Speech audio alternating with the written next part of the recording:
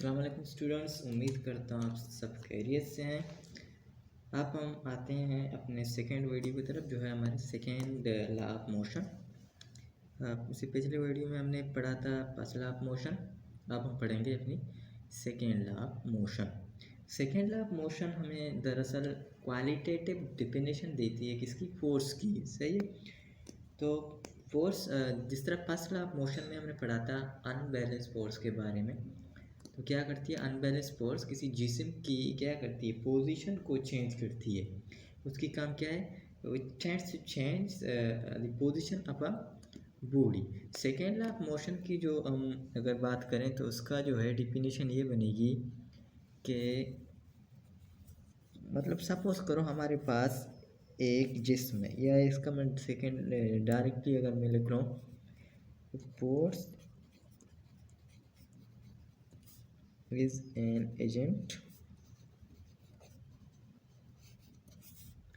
which produces acceleration in a body। तो यानी force एक ऐसी एजेंट है जो क्या करेगी, किसी जिस्म में एक्सेलरेशन पैदा करेगी, किसी जिस्म में जिस्म को एक्सेलरेट करेगी। अब सपोज करो हमारे पास एक जिस्म है जिसकी मास है m। तो जब ये जिस्म एक रेस्ट में है और इस पर अगर मैं फोर्स लगाऊं, फोर्स लगेगी इसमें F। जब मैं इसमें फोर्स लगाती हूँ तो क्या करेगी, बॉडी मूव करना शुरू कर देगी। तो इसका मतलब है इस बॉडी में क्या पैदा होगी, एक्सेलरेशन पैदा होगी। इस अनबैलेंस फोर्स ने इस जिस्म में क्या पैदा की, एक्सेलरेशन पैदा की। सही है। तो फोर्स जो है किसी जिस्म में क्या पैदा करेगी, एक्सेलरेशन पैदा करेगी। अब अगर मैं बात करूँ कि फोर्स और एक्सेलरेशन के दरमियान का जो ताल्लुक है वो क्या है, और या फोर्स और मास के दरमियान है उसका ताल्लुक क्या है। ताल्लुक के बारे में अगर मैं बात करूँ, मिसाल के तौर पर अगर मैं एक एग्ज़ाम्पल लेकर आपके साथ बात करूँ, सपोज करो मेरे पास एक मास है जिसकी मास है 20 किलोग्राम, एक और मेरे पास बॉडी है जिसकी मास है 30 किलोग्राम। अगर इस जिस्म पर मैं फोर्स लगा रहा हूँ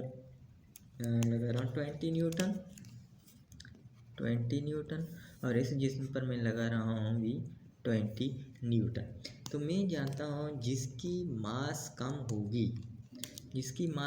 होगी वो ज़्यादा तेज़ी से मूव करना शुरू कर देगी।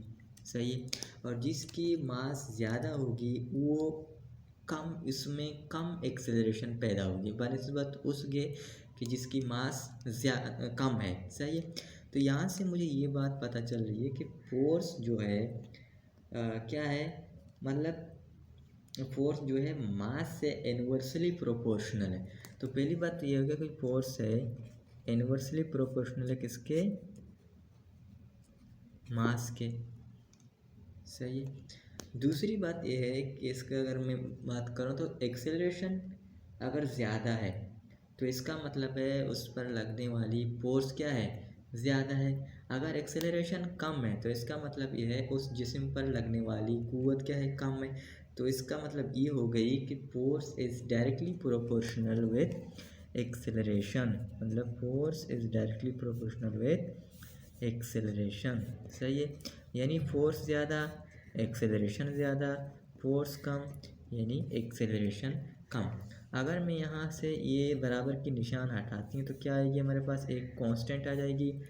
अब मुझे बताओ यहाँ कांस्टेंट क्या आ सकती है, कांस्टेंट आ सकती है। तो यहाँ देखो किसी जिस्म को अगर मैं इस मास को यहाँ से लेकर कि कहीं और ले चलो, मतलब इसको ले चलो यहाँ।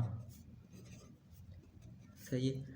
तो इसकी मास पर फर्क पड़ेगी, नहीं पड़ेगी। तो यहाँ भी 20 kg है, यहाँ भी क्या होगी 20 kg होगी। अगर इस मास को मैं ले जाऊँ यहाँ तो इसकी मास पर फर्क पड़ रही है, नहीं, यहाँ भी 30 किलोग्राम हो जाएगी। तो इसका मतलब है यहाँ जो सेकेंड लॉ ऑफ मोशन में मेरा जो कांस्टेंट है वो क्या है, मास है। F is equal to ma। तो F is equal to ma मेरा क्या है, ये मेरा है सेकेंड लॉ ऑफ मोशन। उम्मीद करता हूँ ये वीडियो भी आपको पसंद आ गई होगी। शुक्रिया।